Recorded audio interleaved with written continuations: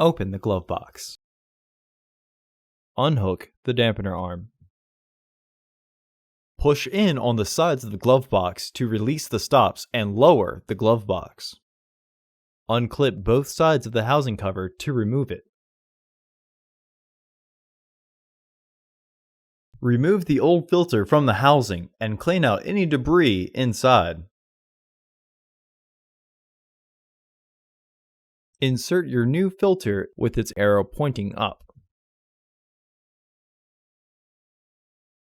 Reclip the housing door.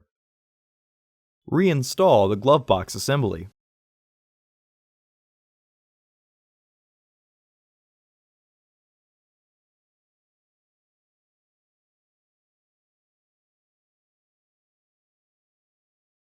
Hook the dampener arm back onto the glove box.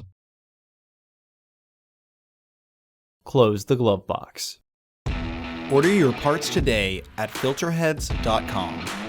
Also, please like our video and subscribe to our channel so you won't miss any new content.